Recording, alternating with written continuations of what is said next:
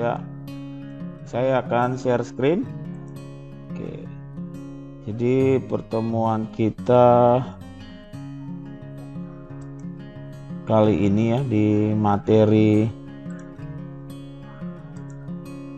di hari ini ya, pertemuan pertama yaitu materi mata kuliah RPL atau rekayasa perangkat lunak. Kurang lebih itu ya. Oke.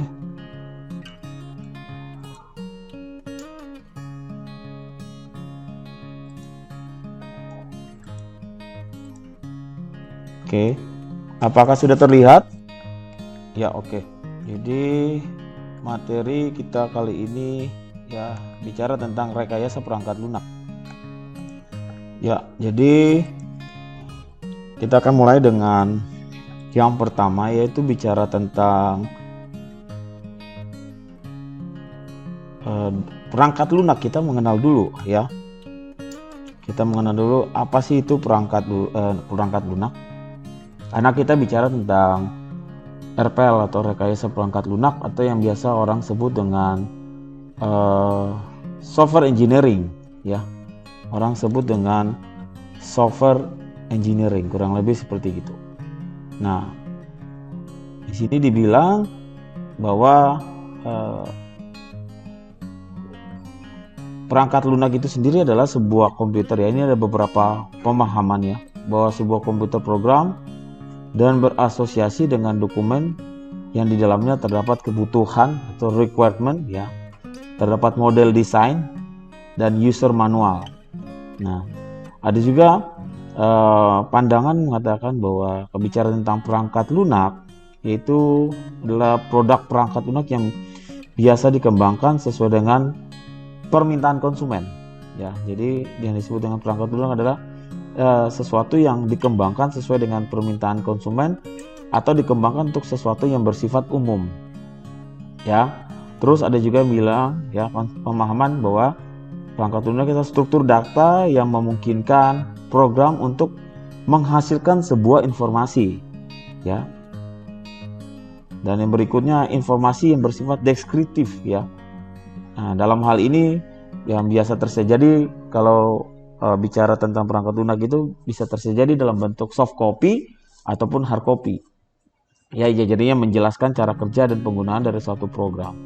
Nah, kalau kita lihat tadi yang di poin 3 bahwa ada yang menyebutkan tentang menghasilkan sebuah informasi, pada hakikatnya bahwa software itu emang menghasilkan keluaran ya.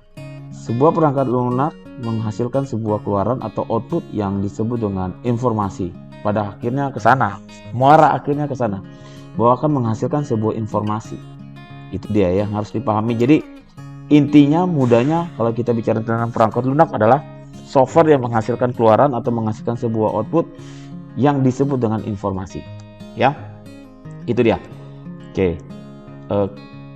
Berikutnya kita lihat tentang lapisan daripada rekayasa perangkat lunak ya. Kita akan bicara tentang lapisan RPL. Oke. Nah, kalau kita bicara tentang RPL, rekayasa perangkat lunak tuh ada beberapa poin lapisan yang harus kita pahami di sini ya. Itu dimulainya dari sasaran kualitas atau equality focus. Itu yang paling dasar, yang paling bawah. Itu yang paling pertama. Terus dia naik ke bagian proses, terus naik ke bagian metode, terus naik ke bagian tools.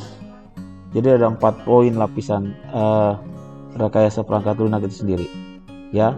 Mulai dari sasaran kualitasnya, jadi kita kalau kita bicara tentang RPL itu artinya kita akan bicara tentang sasaran kualitasnya. Kita akan lihat dari bagian prosesnya, bagian metodenya, dan bagian toolsnya. Nah, di situ ada keterangan-keterangan. Kalau kalian lihat di samping itu, saya sudah buat di situ ya. Jadi kalau bicara tentang equality focus atau sasaran kualitas itu, pendekatannya atau approach-nya itu termasuk di dalamnya tuh bicara tentang harus bertumpu pada komitmen terhadap kualitas, ya. Jadi kalau bicara tentang rekayasa perangkat lunak, salah satunya yang harus kita fokus adalah fokus komitmen terhadap kualitas. Terus yang kedua adalah proses perangkat lunak itu sendiri, ya, yang menjadi dasar untuk manajemen dari sebuah proyek RPL, ya, perangkat lunak. Terus untuk menetapkan, yang pada akhirnya memang untuk tujuannya untuk menetapin konteks di mana sebuah metode teknik yang akan dibuat dalam sebuah rekayasa perangkat lunak, ya. Terus tahapan naik ke atasnya yang kalian bisa lihat itu namanya metode atau metode. Terus yang terakhir adalah tools, ya. Nah, kalau bicara tentang tools sendiri, ya, artinya di software engineering tools itu tujuannya itu untuk memberikan dukungan otomatis, ya, atau semi otomatis untuk setiap proses dan metode di dalamnya, ya. Jadi pada saat tahap kita melakukan rekayasa perangkat lunak, tools software engineering ini diperlukan, ya. Jadi ini lapisan-lapisannya, ya. Jadi ada sasaran, kualitas, proses, metode, alat bantu. Wah, ini kenapa kosong ini? Oke, berikutnya kita lihat tentang karakteristik, ya. Nah, bicara tentang perangkat lunak, kita harus pahami yang namanya karakteristik daripada perangkat lunak itu sendiri. Nah, karakteristiknya apa? Karakteristiknya di sini dibilang adalah pertama, bukan hasil pabrikasi melainkan hasil rekayasa. Nah, kalian harus pahami, bukan hasil pabrikasi melainkan hasil rekayasa. Maksudnya apa? Artinya kalau kita membuat sebuah perangkat lunak, khususnya kalau kita bicara tentang RPL, ya. Ini karakteristik daripada RPL, rekayasa perangkat lunak, adalah biasanya itu melalui kalau pabrikasi itu kan biasanya melalui sebuah template, ya. Kalau melalui sebuah template yang kemudian diperbanyak, itu softwarenya yang dibuat, ya dong. Kalau kita buat sebuah software, kita melalui sebuah pabrikan pembuat software, artinya kan itu kan template yang sudah ada bisa dipakai oleh semua instansi, organisasi atau perusahaan, kan gitu. Nah, tapi di sini dibilang poin pertama bahwa bukan hasil pabrikasi melainkan hasil rekayasa. Kenapa dibilang hasil rekayasa? Karena kalau kita bicara tentang rekayasa perangkat lunak, setiap perusahaan, setiap organisasi itu kebutuhannya berbeda-beda. Betul nggak, Aziz? Nita, Tino, benar nggak? Kalau kita, betul ya. Jadi kan customize artinya. Jadi kalau sekarang ini, kalau kita nggak bisa, kalau seandainya kita buat sebuah software yang paketnya kayak Microsoft Word, ya, yang sudah diterbitkan Microsoft kayak Windows atau Excel, itu kan memang paket yang sebuah software atau perangkat lunak yang generalisasi gitu loh, yang umum. Tapi kan kalau bicara tentang kebutuhan perangkat lunak dari setiap perusahaan itu beda-beda, karena keperluannya untuk apa dulu, untuk menyelesaikan apa, otomatis akan beda. Itu yang harus dipahami. Makanya dibilang bukan hasil pabrikasi melainkan hasil rekayasa. Jadi merekayasa perangkat lunak, pembuatan perangkat lunak tersebut sesuai dengan kebutuhan. Perangkat lunak tidak bisa diraba, ya. Itu karakteristik berikutnya. Kalau terjadi kerusakan, tidak bisa terlihat secara fisik, itu sudah pasti. Jadi apabila tidak dilakukan proses rekayasa, kemungkinan resiko yang didapat itu sangat besar. Jadi perlu yang namanya proses rekayasa, ya, memanipulasi agar supaya, ya, bisa tahu gitu loh, ada kesalahan atau terjadi kerusakan fatalnya di mana perangkat lunak tersebut. Tapi kalau secara fisik kan lebih gampang lihatnya. Makanya di sini dibilang perangkat lunak tidak bisa diraba. Karakteristik berikutnya di sini tidak mudah rusak seperti halnya perangkat keras. Oke. Yang berikutnya di sini dibilang tidak mudah rusak seperti halnya perangkat keras, ya. Nah, di sini dibilang bisa digunakan 5 sampai 10 tahun ke depan. Oke. Di sini bilang bisa digunakan 5 sampai 10 tahun ke depan. Syaratnya harus apa? Harus sesuai dengan environment. Maksudnya apa? kan dibilang kan tidak mudah rusak. Kalau perangkat keras kan mudah rusak dong. Ya dong, kita punya hard disk, kita punya VGA, kita punya mungkin layar kok. Ya, ini komputer kita kan itu kan perangkat keras.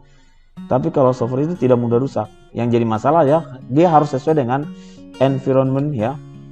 Kebutuhan dari environment ke depan. Bisa digunakan mungkin 5 sampai 10 tahun ke depan. Maksudnya apa? Artinya waktu dikembangin 5 tahun ke depan, 10 tahun pengembangan berikutnya dikembangkan menggunakan OS-nya, cocoknya menggunakan di lingkungan Windows 11, maka ya harus sesuai dengan Windows 11 gitu loh, waktu pengembangannya, kira-kira gitu. Itu aja masalahnya. Jadi dia cocok kompatibel istilahnya gitu, ya. Berikutnya yang keempat adalah kita bicara tentang perangkat lunak yang sifatnya custom. Ya, karakteristik berikutnya. Jadi menyelesaikan permasalahan sesuai dengan kebutuhan. Itu yang tadi yang berkaitan dengan yang tadi yang poin pertama. Ya, menyelesaikan permasalahan tertentu sesuai dengan kebutuhan atau sesuai proses bisnis dari suatu perusahaan atau organisasi. Dan yang terakhir bicara tentang merupakan elemen sistem yang bersifat logikal, ya, logik daripada fisikal. Ya dong, tadi kan sudah dibilang di poin keberapa itu bahwa dia tidak bisa diraba. Jadi apanya?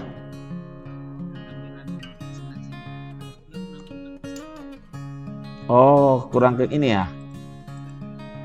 Cuma nanti di saya coba saya lihat. Oh ya, bisa. Udah gimana? Cukup. Oke. Ya, jadi yang poin kelimanya, jadi sifat daripada sebuah perangkat lunak itu kan logik, betul ya?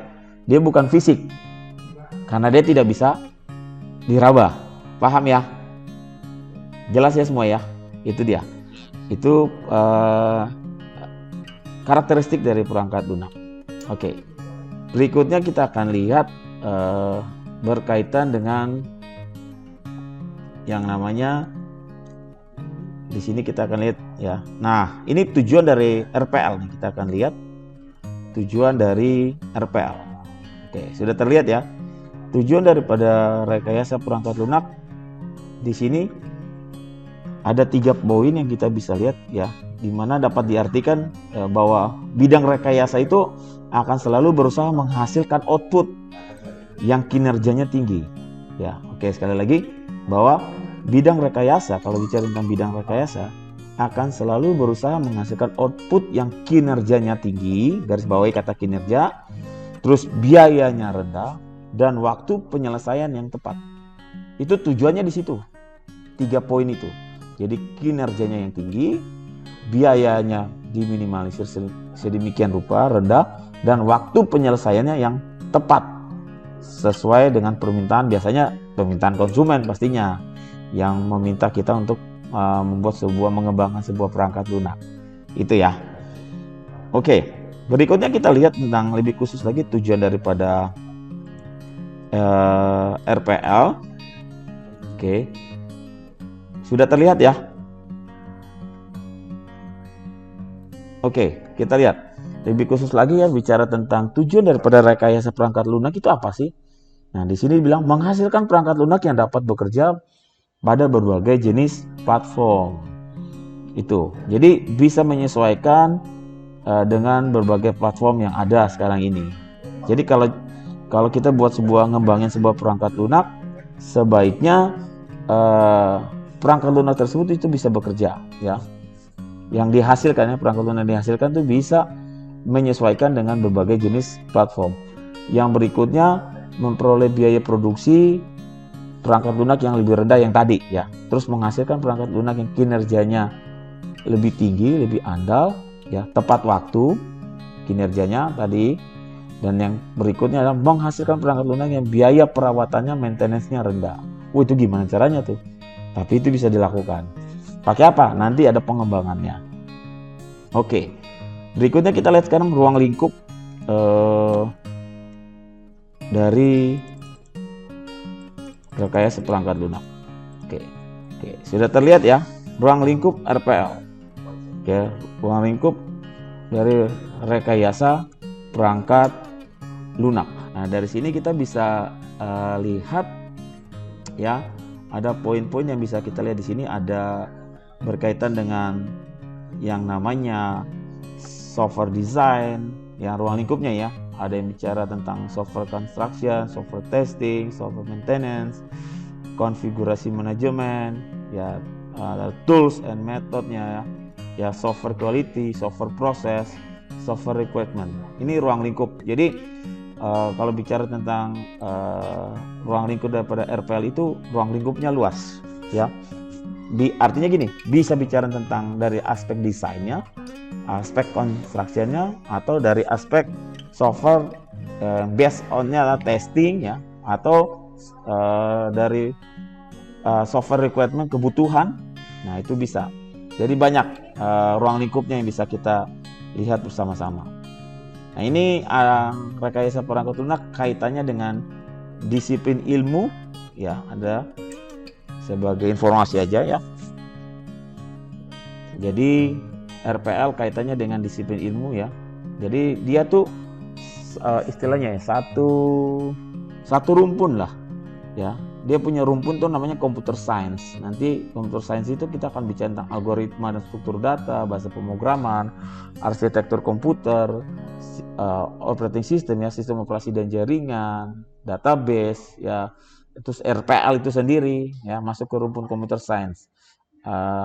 Intelijensi buatan ya, artificial intelligence maksudnya, grafis ya, dan sebagainya ya. Interaksi manusia komputer, human computer interface, HCI, itu masuk dalam kaitannya dengan disiplin ilmu yang ada satu rumpun dengan RPL ya. Jadi sama-sama di induknya yang namanya computer science. Oke, berikutnya kita lihat rekayasa perangkat lunak dan disiplin ilmu lain ya. Oke, sebentar, saya selain yang tadi yang mana dia, sebentar. Ya, ini dia. Jadi ini kaitannya dengan RPL ya, dengan bidang ilmu yang lain selain yang tadi yang sudah saya lihat di slide sebelumnya. Saya perlihatkan di sini ada bicara tentang rekayasa perangkat lunak ya. Muaranya semua ke RPL, yaitu bisa dari yang namanya ergonomika, ada yang namanya manajemen, ada yang namanya manajemen kualitas, manajemen proyek ya, matematika, itu masuk semua. Kayak bidang ilmu manajemen ya, bidang ilmu manajemen itu kan meliputi kayak akuntansi, financial, pemasaran dan sebagainya ya kan, manajemen sumber daya manusia, kebijakan dan strategi bisnis. Jadi ini kaitannya sama RPL ya, merekayasa perangkat lunak untuk ilmu-ilmu ini ya, untuk kita bisa implementasikan dalam strategi bisnis, maksudnya implementasikannya ke dalam manajemen sumber daya manusia, kita bikin RPL-nya kurang lebih seperti gitu. Kalau di bidang ilmu matematika contohnya kita bisa RPL itu bisa dikaitkan dengan kayak bidang aljabar linear, kalkulus, peluang, statistik, yang analis numerik, matematika diskrit dan sebagainya. Terus berikutnya di bidang ilmu manajemen proyek ya, kayak meliputi hal-hal yang berkaitan dengan proyek, semisalnya ruang lingkup proyek, anggarannya, tenaga kerjanya, kualitasnya dari proyek tersebut, manajemen risikonya, penjadwalan proyek, itu masuk semua ya. Begitupun juga dengan ilmu manajemen, ergonomika juga ya, itu menyangkut hubungan atau interaksi antara manusia dengan komponen-komponen lain dalam sebuah sistem komputer ya, itu ilmu ergonomika. Dan bidang ilmu rekayasa lain yang meliputi kayak teori sistemnya, analisis biaya keuntungan, pemodelan sistemnya, simulasi dan sebagainya, yaitu semua hal bidang ilmu yang berkaitan dengan RPL ya. Nah, terus berikutnya kita akan lihat di sini. Nah, untuk mempermudah, di sini dibilang, kalau kalian perhatikan, untuk mempermudah pengelolaan tim dalam pengerjaan sebuah proyek perangkat lunak, maka biasanya kalau kita bicara tentang RPL ini guys, saya kasih tahu dulu, biasanya itu kita akan bicara tentang tim ya, karena ini udah bisa tentang proyek ya, mau skopnya, ruang lingkupnya kecil ataupun besar ya. Nah, jadi kalau untuk mempermudah dalam pengelolaan tim dalam pengerjaan sebuah proyek, perangkat lunak, maka dibutuhkan suatu siklus dalam pengembangan sistem. Nah, suatu siklus dalam pengembangan sistem tersebut untuk membantu tim agar supaya dalam pengelolaan pengerjaan proyek itu membantu tim tersebut, maka kita butuh yang namanya siklus pengembangan sistem yang disebut dengan SDLC. Siapa yang sudah pernah dengar ini? SDLC? Siklus hidup pengembangan sistem, atau SDLC singkatan bahasa Inggrisnya Software Development Life Cycle, siklus hidup pengembangan sistem. Ya. Jadi sudah pernah? Oh belum. Namanya SDLC. Ini kalian pasti pakai ini untuk pengembangan sistem, metodenya lah, metode pengembangan sistemnya. Pakai yang namanya Software Development Life Cycle, siklus hidup pengembangan sistem. Nah, dalam pemilihan SDLC ini, dalam pemilihan siklus hidup ini yang tepat, pemilihan SDLC yang tepat, yang harus sesuai dengan karakteristik, ya harus perhatikan nih guys boy, harus sesuai dengan karakteristik dari project yang akan dikerjakan. Ya, harus sesuai dengan karakteristik dari project yang akan dikerjakan. Akan menentukan perangkat lunak yang akan dikembangkan. Ya, sekali lagi, jadi dalam pemilihan SDLC yang tepat itu yang sesuai dengan karakteristik dari project yang akan dikerjakan, sesuai dengan karakteristik dari project yang akan dikembangkan. Ya. Nah, itu pada akhirnya itu akan menentukan perangkat lunak yang akan dikembangkan. Jadi kalau kita pilih SDLC yang tepat, itu harus sesuai dengan karakteristik dari project tersebut. Nah, kalau sudah tepat karakteristiknya, sesuai dengan karakteristik dari project, maka itu akan menentukan perangkat lunak yang dikembangkan menjadi lebih powerful, lebih bagus, lebih baik atau enggak. Ya, itu sangat menentukan. Nah, banyak aktivitas yang dilakukan dalam pengembangan sistem. Ya, sekali lagi, banyak sekali aktivitas yang biasanya dilakukan dalam pengembangan sistem, itu banyak sekali kegiatannya, aktivitasnya. Nah, yang dapat melibatkan banyak orang atau banyak ahli yang memiliki kemampuan yang berbeda-beda sesuai dengan bidangnya. Nah, misalnya kalau kita bicara SDLC ini guys, bicara tentang SDLC itu ada fase-fasenya. Ya, ini sebagai perwakilan aja ya. Ada contoh yang namanya fase analisis. Ya, fase analisis ini berarti akan berhubungan dengan software analisis. Ya, orang-orang yang punya atau ahli-ahli dalam software analisis. Nah, nanti kalau di fase desain ada yang namanya software designer. Nanti masuk lagi dari desain masuk ke fase implementasi, ada lagi yang namanya software programmer. Selanjutnya masuk ke pengujian, itu namanya software tester. Jadi itu yang dibilang bahwa memiliki kemampuan yang berbeda-beda, melibatkan banyak orang. Kalau banyak orang itu dalam catatan bahwa scope dari project yang dikembangkan, yang kita bangun itu memang ruang lingkupnya besar. Pasti banyak yang dibutuhkan. Kalau nggak besar, ya nggak harus banyak orang, ya 1, 2, 3 orang. Tapi kalau namanya SDLC itu, biasanya kita butuh setiap fase itu dengan orang punya kemampuannya sesuai dengan ahlinya di bidangnya masing-masing. Nah, setiap fase yang barusan saya sebutkan, bisa saja banyak orang. Ini yang saya kasih warna merah. Terlihat nggak? Terlihat ya? Oke, terlihat ya.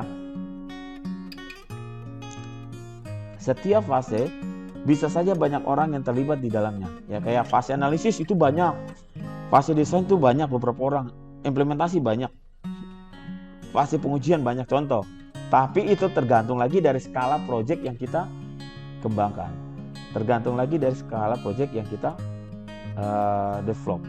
Nah, itu lihat, saya kasih tanda panah ke atas yang tadi saya bilang bahwa kembali lagi pemilihan SDLC yang tepat itu harus sesuai dengan karakteristik dari project yang akan dikerjakan atau project yang akan dikembangkan. Akan menentukan, pada akhirnya akan menentukan perangkat lunak yang akan dikembangkan tersebut. Kurang lebih seperti gitu. Gitu ya, paham sampai sini ya? Sampai sini jelas ya? Oke. Untuk membantu dalam pengembangan sistem yang tadi saya bilang, yang SDLC itu ada beberapa jenis.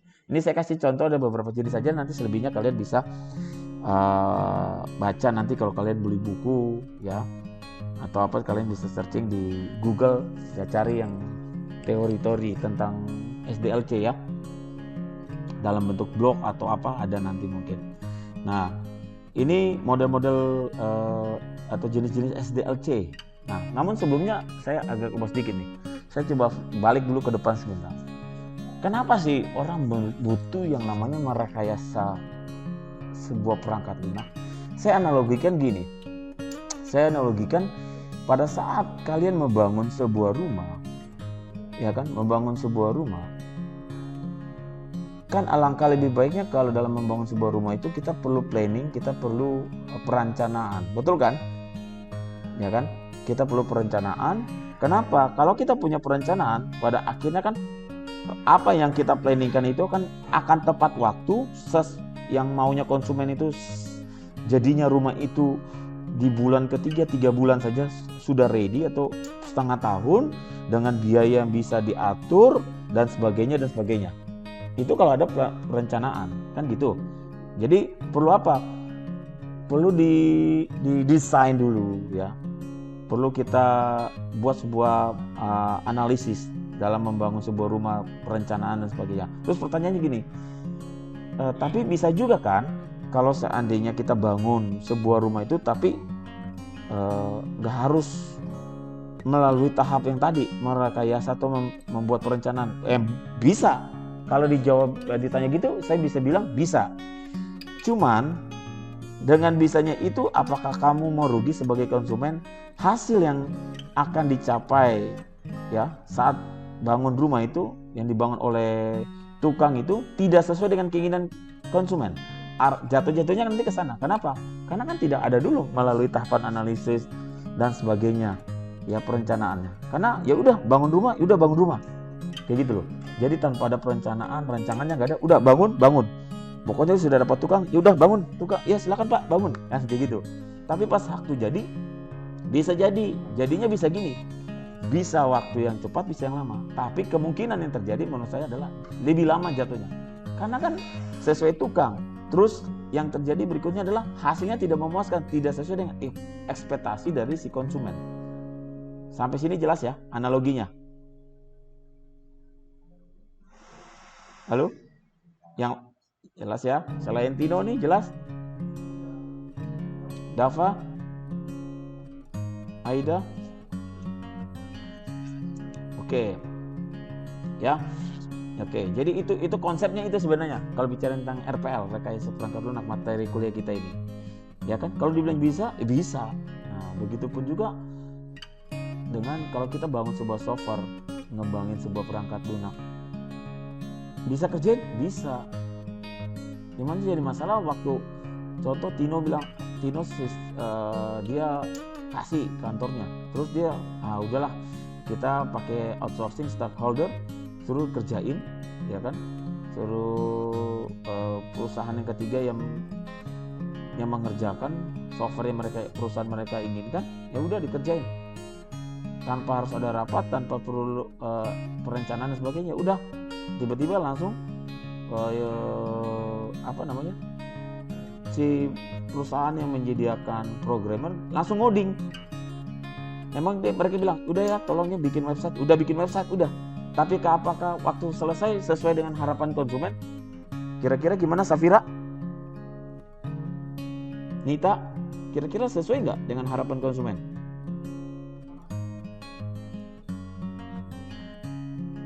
Enggak kan ya? Karena ya udah kerjain website. Saya bilang gini sama ke Bangun atau Tino. Bangun Tino, kerjain website ya buat perusahaan saya. Oh siapa?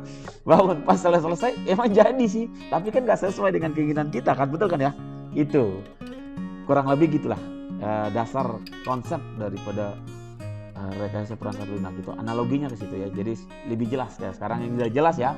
Oh jadi maksudnya RPL tuh itu ya, kesananya tuh muaranya ke sana sebenarnya.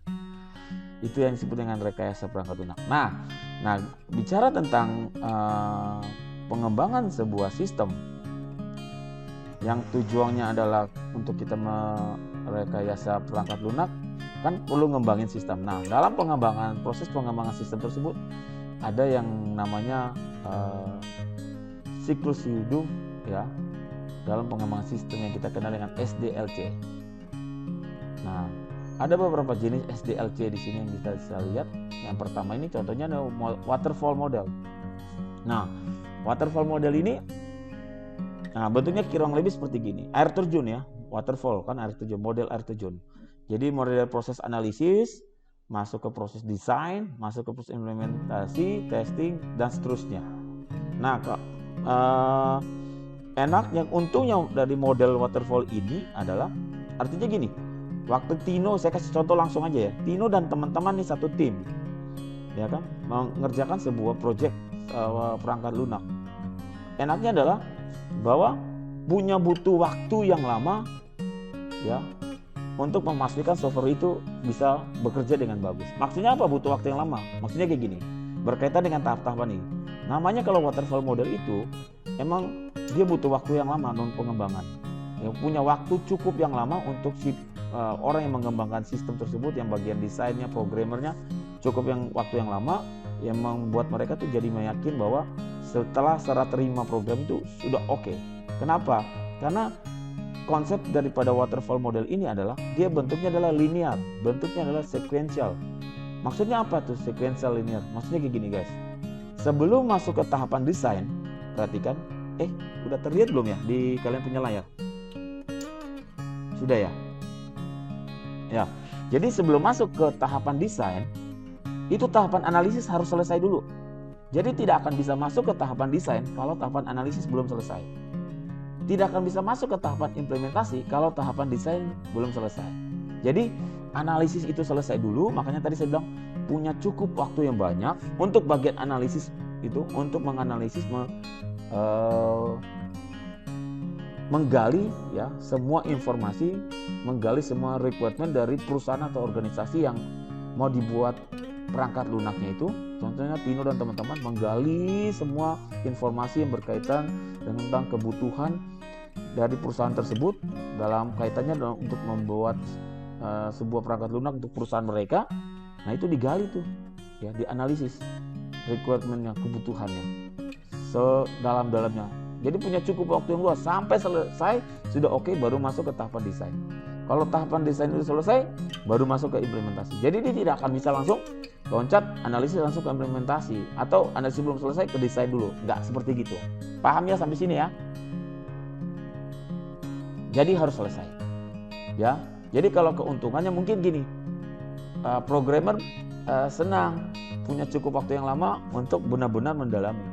Tapi kelemahannya adalah itu tadi, karena cukup waktu yang lama artinya akhirnya kan jatuhnya ke konsumen adalah pengembangannya tuh lama, itu jadinya kelemahannya. Betul dong? Betul. Ya, terus yang kedua adalah dari pihak konsumen yang membutuhkan perangkat lunak ini, dia touch ya, berkomunikasi, sangat kurang berkomunikasi dengan pihak dari pengembang software ini. Dalam hal ini contoh kayak Tino dan tim tadi kan. Jadi Tino dan tim itu untuk berkomunikasi dengan konsumen yang punya hajatan ini, istilahnya yang punya proyek yang mereka mau buat sebuah perangkat lunak yang minta Tino dan teman-teman kembangin itu, mereka hanya bisa sampai pada tahap analisis saja, mereka berkomunikasi dengan Tino dan teman-teman. Karena disitulah digali, karena si tim ini dia akan menggali semua kebutuhan dari si konsumen. Ya dong, karena kita membangun sebuah perangkat lunak sistem kan kita harus gali, cari tahu informasi apa yang dibutuhkan. Jadi dari pihak konsumen itu waktu untuk berkomunikasi dengan pengembang sistem itu hanya di proses analisis. Waktu sampai di desain itu sudah nggak lagi, karena nggak ada kepentingan. Di bagian implementasi nggak lagi, bagian testing nggak lagi. Nanti terakhirnya itu pas di bagian saat serah terima softwarenya, serah terima programnya, baru nanti ketemu lagi sama pengembang sistem. Itu kelemahannya di situ tuh waterfall. Ya, jadi waktu dari konsumen untuk berkomunikasi dengan pengembang sistem itu sangat sedikit. Terus lama dalam pengembangan sistem menggunakan model waterfall ini sedikit lama. Bukan sedikit lama karena setiap analisis itu benar-benar, setiap fase itu dari analisis ke desain itu harus benar-benar selesai dulu baru masuk ke fase berikutnya. Selesai baru masuk ke fase berikutnya. Itu kurang lebih. Oke, saya lanjut. Sebentar, mana dia? Itu waterfall. Nah, sekarang kita masuk ke model yang berikutnya. Untuk menjawab kelemahan daripada model yang sebelumnya. Tadi kan model sebelumnya kan artinya kalau sudah sampai di fase, kalau tadi yang waterfall model tadi, kalau sudah dari analisis sudah selesai kan masuk ke desain. Dari desain masuk lagi ke tahap berikutnya. Nah, jadi masalah gini nih, dalam berjalannya perjalanan dalam mengembangin sistem tersebut, kemungkinan yang terjadi kan biasanya normalnya adalah si konsumen ini atau perusahaan yang sebagai konsumen ini nanti ternyata tiba di tengah jalan ada kebutuhan-kebutuhan yang ada yang ketinggalan. Ya kan? Ada yang ketinggalan. Ya, jadi perlu lagi menggali kebutuhannya. Nah, kalau tadi kan kalau waterfall tersebut kan kalau sudah sampai lewatin analisis, artinya analisis itu sudah selesai. Ya dong, analisis sudah selesai, langsung dia lempar ke bagian fase desain. Sudah tidak lagi, jadi selesai dulu analisis, selesai, clear, masuk ke desain. Nah, untuk menjawab itu, ya kebutuhan tadi yang bahwa kalau seandainya di tengah jalan ternyata ada kebutuhan yang muncul, ya yang harus ternyata tiba-tiba terlewatkan dan sebagainya, apapun itu alasannya. Nah, model prototyping ini sebagai jawabannya. Karena model prototyping ini adalah sebuah model pengembangan sistem, model SDLC yang bentuknya, sifatnya, konsepnya adalah iterasi, ya, berulang. Kalau lihat dari gambarnya. Jadi requirement analysis, setelah itu masuk ke desain, dari masuk ke desain dia masuk ke, setelah desain masuk ke prototype, buat prototipenya. Di situ konsumen bisa mengikuti, bisa melihatnya. Nah, sampai di prototype konsumen evaluasi tuh di situ, customer evaluasi. Ya. Terus ada proses review and refine. Habis itu balik lagi, ternyata ada kebutuhan yang kurang, ya. Penggalian kebutuhan tadi yang requirement analisisnya masih kurang di tahapan awal. Balik lagi. Itu dia. Jadi di model ini benar-benar menggali kebutuhan daripada si konsumen terhadap perangkat lunak yang akan mereka pergunakan di perusahaan mereka, di organisasi itu digali di situ sama bagian analisis. Jadi tim tadi yang saya bilang contoh tim Tino tuh di situ menggali requirement analisisnya sangat mendalam. Ya. Balik lagi karena itu proses iterasi sampai pada akhirnya kalau lihat dari gambar waktu customer evaluasi bukan lagi review lagi untuk balik lagi, tapi pada akhirnya dia customer approve. Oke. Nah, kalau sudah oke, baru masuk ke selanjutnya setelah prototyping dilihat oleh konsumennya, langsung masuk ke bagian develop. Dia ngembangin, proses pengembangan di situ terjadi. Setelah itu testing dan pada akhirnya rilis kasih konsumen. Jadi di prototyping model ini itulah keuntungannya adalah konsumen di sini terlibat lumayan banyak di beberapa fase. Artinya tidak tunggu jadi hanya di bagian analisis, setelah itu nanti tunggu jadi, terima baru mereka tahu. Nah, kalau di prototyping nggak kayak gitu, karena ada proses iterasi tersebut. Ya, itu dia. Jadi benar-benar dan tidak membutuhkan bahwa harus tunggu dulu satu fase selesai baru fase lain. No. Jadi dia udah berjalan langsung. Requirement analysis, menganalisis kebutuhan, sudah langsung dia istilahnya gini, gas langsung ngedesain. Setelah kebutuhan dapat langsung ngegas. Jadi tinggal harus selesai dulu. Terus dibikin prototype, ya prototipenya dibikin, customer evaluasi, balik lagi review, ngedesain lagi, gali lagi. Dulu kebutuhannya apa lagi? Oh ini yang kurang, balik lagi dan seterusnya. Jelas sampai sini guys? Halo? Jelas ya? Itu bedanya antara waterfall sama prototype. Oke.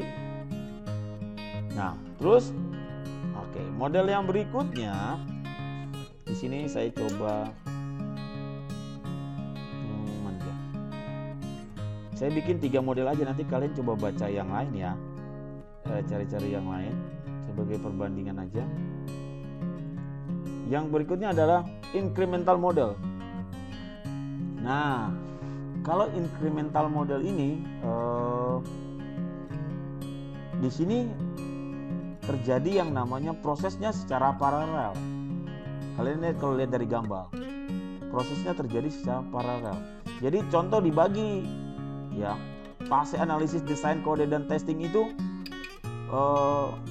berjalan tuh langsung melalui beberapa bagian langsung. Tim Tino dan tim siapa satu tim, nanti bangun sama siapa satu tim, ini sama satu tim. Jadi berjalannya berbarengan, paralel. Analisis, desain, kode, dan seterusnya. Nanti muncul yang namanya delivery pertama dari incremental yang pertama, tahapan pertama. Nanti yang bagian yang increment kedua, berjalan mereka analisis, desain, kode, muncullah hasil atau delivery kedua dari increment kedua. Yang ketiga pun sama. Jadi nanti akhirnya bersamaan akan muncul gitu loh. Jadi nggak harus tunggu-tunggu. Jadi waktu analisis, desain di situ ya, sistem and information engineering-nya di situ berjalan tuh. Incremental 1 jalan, incremental 2 jalan, 3 jalan. Jadi nanti nggak harus tunggu dulu sampai selesai. Nggak, langsung. Oh, bisa nanti muncul. Nanti yang proses yang pertama tuh dia akan kirim mendelivery temuan apa yang didapat, mendeliver. Begitupun juga yang increment kedua, tim kedua akan mendeliver temuan apa yang dilakukan. Yang ketiga pun apa. Jadi nanti pada akhirnya nanti didokumentasikan pada akhirnya. Ya, semuanya itu didokumentasikan. Yang awalnya hanya istilahnya masih proses inisialisasi dulu. Inisialisasi artinya masih pencatatan sementara ya. Kalau di bahasa pemrograman itu inisialisasi itu pembelian harga awal ya kepada sebuah variabel, kurang lebih kayak gitu.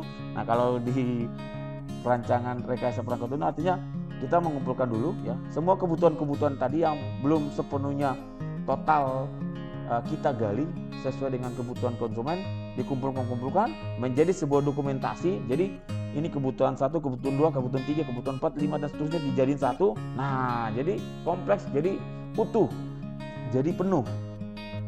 Nah, setelah didokumentasikan baru baru disimpulkan, kira-kira dilengkapi. Yang pada akhirnya tujuan akhirnya adalah agar supaya sesuai dengan apa yang dibutuhkan oleh konsumen, dalam hal ini perusahaan atau organisasi yang membutuhkan perangkat lunak yang mau dikembangkan untuk perusahaan mereka. Ya, jelas sampai sini perbedaan 3 konsep ini? Halo?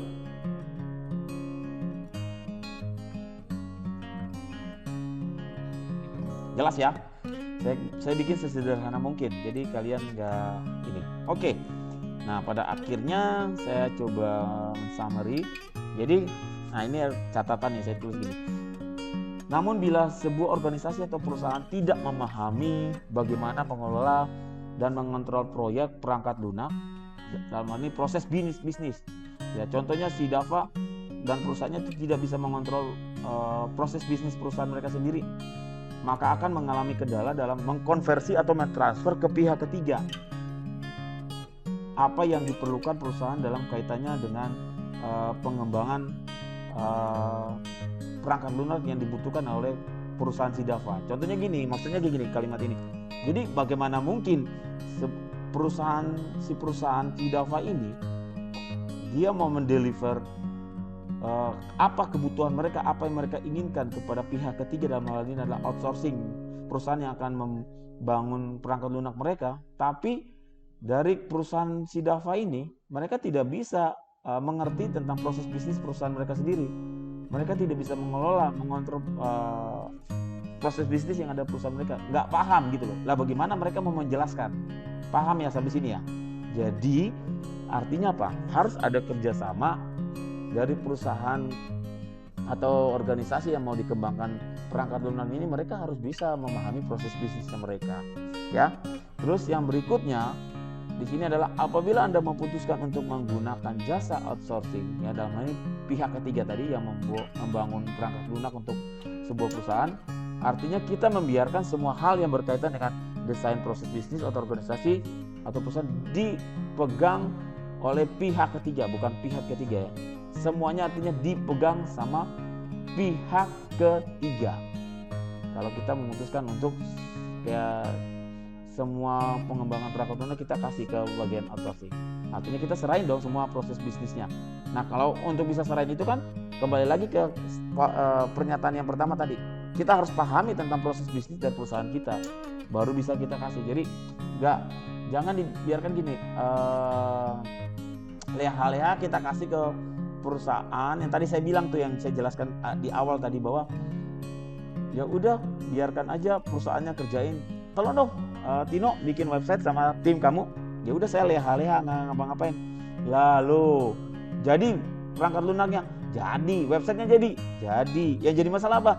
Nggak sesuai dengan kebutuhan saya. Ini nih yang tadi nih di kalimat pernyataan yang kedua nih. Dia serahin semuanya totalitas ya kepada pihak ketiga. Ya udah santai-santai aja. Itu kemungkinan yang terjadi, isu yang terjadi seperti gitu di luar sana pada akhirnya seperti gitu. Jelas sampai sini ya? Ya. Itu kalau kayak gitu nanti kalau bicara pembayaran sebagainya, pada akhirnya itu jatuhnya ke perjanjian nantinya, Tino. Betul. Jatuhnya kayak ke perjanjian, betul. Jadi makanya emang perlu duduk bersama, karena kan si perusahaan yang mau dikembangkan perusahaannya, software di perusahaan tersebut juga dia harus mengerti proses bisnisnya. Terus pihak ketiga yang akan bangun, contoh yang akan kembangin itu juga dia akan menggali semua informasi kebutuhan yang berkaitan dengan perangkat lunak yang akan dibuat. Jadi dia tahu nih untuk bangun perangkat lunak ini bahwa kebutuhannya dia harus begini, perusahaan ini mintanya kayak gini. Kalau begini harus ada fitur ini, harus begini dan sebagainya. Itu kalau biasanya nanti itu tadi ada artinya bentuk dokumentasi, perjanjian dan sebagainya.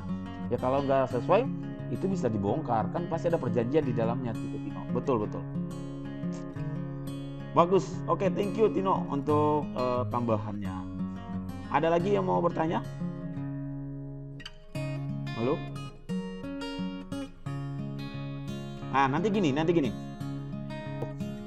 Menyusun tulisan ilmiah.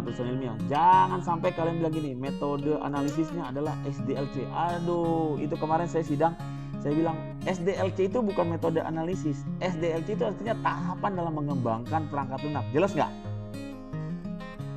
Jadi kayak gini, Tamsis punya perusahaan IT, saya konsumennya. Saya bilang, Tamsis tolong dong bikin website yang begini atau perangkat lunak yang untuk akuntansi, contoh ya, perangkat lunak akuntansi gini sesuai kebutuhan perusahaan saya, ya kan? Karena kan perusahaan saya kebutuhan akuntansinya bisa jadi beda sama perusahaan B, untuk kebutuhan akuntansinya bisa beda loh, ya. Makanya tadi saya singgung di depan bahwa kalau bicara tentang rekayasa perangkat lunak itu bukan bicara tentang bukan pabrikan, beda. Kalau pabrikan itu setelnya semua perusahaan bisa pakai software yang sama, belum tentu, karena kebutuhan masing-masing perusahaan pasti beda-beda, betul nggak? Untuk lemburnya mungkin sistem konsep lemburnya atau apa kan beda pasti, ya. Kebijakan setiap perusahaan bisa beda-beda. Nah, yang saya bilang tadi, Tamsis, saya suruh tolong Tamsis dan tim perusahaannya Tamsis tolong buat ini perangkat lunak atau software ini sesuai dengan kebutuhan saya. Nah, nanti itu jadi namanya SDLC gitu. Nanti Tamsis bagi nih di tempatnya Tamsis itu ada bagian analisis. Dia kan analisis, artinya tim analisis itu kan menggali semua kebutuhan ke saya, akan nanya-nanya, menggali semua dan sebagainya. Nanti dari situ sudah tergantung nih pakai modelnya apa dulu nih. Kembali lagi nih, pakai model SDL-nya seperti apa. Nanti kalau sudah lanjut ke tahap berikutnya. Jadi mode SDL itu bukan analisis. Jadi hanya untuk prosedur langkah-langkah dalam mengembangkan sebuah perangkat lunak atau software yang mau kita buat, bukan analisis. Jelas sampai sini ya? Halo? Jelas ya? Nah, dan pada akhirnya terus bagaimana pemilihan SDLC yang baik? Itu kembali ke kebutuhannya, ya kan? Skopnya, ruang lingkupnya, kan gitu, ya kan? Ruang lingkupnya seperti apa, ya kan?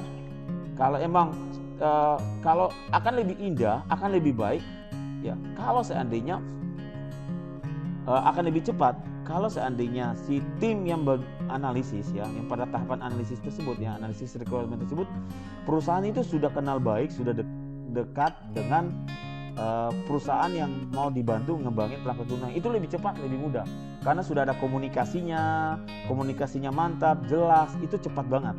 Nah kalau kayak gitu berarti kita pakai model apa? Kan bisa kalian pilih dari model yang tadi saya sebutkan 3, atau ada model lain-lain nanti kalian cari ya. Selain 3 model itu ada juga ya. Jadi itu kembali lagi, dan lihat juga skop ruang lingkup dari project yang mau kita kembangkan. Skopnya luas atau sedang atau sederhana saja. Oke ya. Sampai sini jelas semuanya? Nah, kalian lihat di sini. Kalian buat ini ya. Pertemuan pertama saya langsung kasih ini dulu. Kalian cari ya, buat nanti dikumpulkan apa hubungan RPL dengan sebuah masalah. Ya, saya hanya bisa bilang begitu. Apa hubungan rekayasa perangkat lunak dengan sebuah masalah? Kan dari tadi kan saya ngebahas tentang rekayasa perangkat lunak. Oh, berarti itu di dalamnya ada masalah dong. Kenapa harus buat dan sebagainya. Ya, kalian deskripsikan jawaban kalian. Terus yang kedua, buatlah Padlet perkembangan tentang rekayasa perangkat lunak. Yang nomor 1 mungkin jelas, nomor 2 ngerti nggak maksudnya? Bisa di screenshot dulu nggak? Bisa di screenshot? Oh belum ya, belum saya pindahin ya. Sorry. Astaga. Belum saya pindahin ya, sorry. Ini, sudah terlihat belum? Nah, itu tugas buat kalian. Apa hubungan antara RPL dan masalah ya? Dan apa hubungan rekayasa perangkat lunak dengan masalah ya? Terus yang kedua, buatlah Padlet perkembangan rekayasa perangkat lunak, perkembangan RPL. Nanti lihat di situ aja. Padlet itu kayak storyboard gitu, cerita tapi pakai software. Nanti bisa dalam bentuk teks, kolaborasi, bisa dalam campur, bisa teks, bisa gambar, terus ada artikelnya, bisa dalam bentuk video, kalian menceritakan kayak video gini, kalian berbicara, itu juga bisa, Dava. Jadi dikolaborasikan saja. Jelas, Dava? Oke, ada yang nanya lagi? Jadi Sabtu depan dikumpulkan ya. Yang lain silakan. Tamsis, Abdul Aziz, siapa lagi nih? Saya nggak bisa ngeliat nih. Ya udah, selamat sore.